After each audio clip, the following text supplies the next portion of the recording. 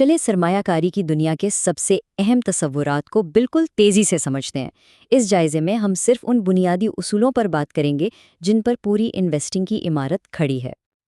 अगर कल सरमायाकारी का इम्तिहान सर पे है और तैयारी अभी बाकी है, तो घबराने की बिल्कुल ज़रूरत नहीं है।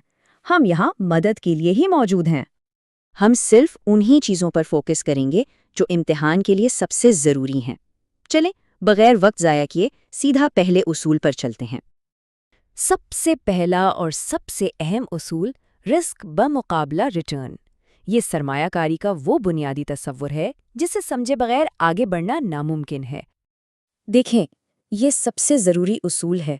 सादा लफ्ज़ों में, जितना ज़्यादा मुनाफा कमाने का मौका होगा उतना ही ज़्यादा खतरा भी उठाना पड़ेगा। रिस्क का मतलब सिर्फ ये है कि आपकी कमाई में कितना ज़्यादा उतार चढ़ाव आ सकता है। जितनी गैर यकीनी सूरत हाल उतना ज़्यादा रिस्क। अच्छा, तो ये रिस्क प्रीमियम क्या चीज़ है? ये समझें कि ये खतरा मोल लेने का इनाम है। फ़र्ज़ करें एक बिल्कुल महफूज सरमायाकारी आपको 1% मुनाफा देती है, लेकिन एक रिस्की स्टॉक 9% दे सकता है। तो ये जो इजाफी 8% है ना, यही रिस्क प्रीमियम है, यानी गैर यकीनी सूरत हाल बर्दाश्त करने का मुआवजा। ठीक है, बुनियादी उसूल तो समझ आ गया। अब इन खतरात को देखते हैं जिनके बारे में इम्तिहान में पूछा जा सकता है। रिस्क की ये 8 बुनियादी किस्में हैं जिन्हें याद रखना ज़रूरी है। पहली 2 किस्म के खतरात कंपनी के अंदर से ही आते हैं। बिजनेस रिस्क का ताल्लुक सीधा सीधा कारोबार की अपनी नौइयत से है, जैसे गाड़ियों की फरोख्त कभी ज़्यादा तो कभी कम होती है। जबकि फाइनेंशियल रिस्क इस बात से पैदा होता है कि कंपनी ने कितना कर्जा लिया हुआ है। जितना ज़्यादा कर्जा, शेयर होल्डर्स के लिए उतना ही ज़्यादा रिस्क। अब आते हैं उन खतरात पर जो पूरी मईशत से जुड़े हैं।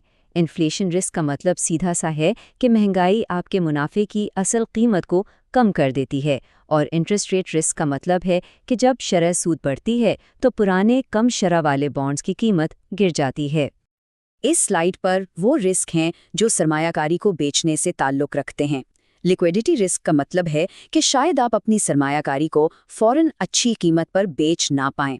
और मार्केट रिस्क, जिससे सिस्टमैटिक रिस्क भी कहते हैं, पूरी मार्केट पर असर डालता है, जैसे माशी बहरान की सूरत में होता है। और आखिर में वो खतरात जो बैनुल-अक़वामी सरमायाकारी के साथ आते हैं।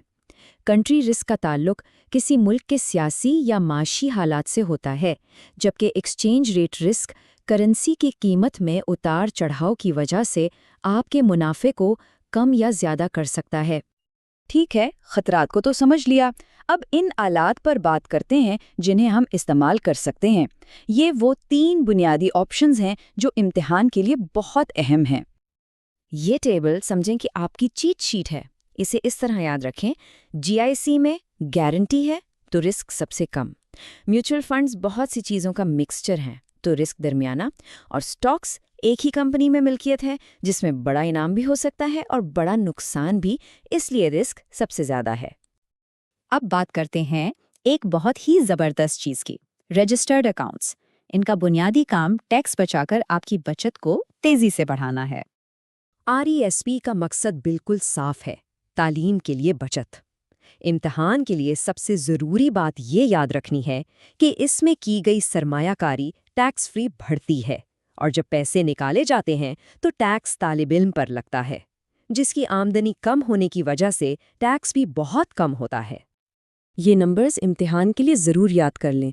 $50,000 की लाइफ टाइम लिमिट और हुकूमत की तरफ से मिलने वाली ग्रांट जो कि $7,200 तक हो सकती है। TFSA नाम से ही जाहिर है, टैक्स फ्री। ये एक बहुत ही ताकतवर टूल है। इस अकाउंट में जो भी कमाते हैं, चाहे वो सूद हो, मुनाफा हो, कुछ भी, इस पर 0 टैक्स लगता है, और जब पैसे निकालते हैं तब भी कोई टैक्स नहीं। अब ये स्लाइड तो बहुत बहुत ज़रूरी है। TFSA और RSSP का फ़र्क अक्सर इम्तिहान में आता है। सबसे बड़ा फ़र्क ये है कि RSSP में पैसे डालने पर फौरी टैक्स बचता है, जबकि TFSA से पैसे निकालते वक्त कोई टैक्स नहीं लगता। दूसरा बड़ा फ़र्क ये है कि TFSA से निकाली गई रकम अगले साल दोबारा जमा कराई जा सकती है, जबकि RSSP में ऐसा नहीं होता। तो आखिर चुनना कौन सा है? एक सादा सा उसूल है।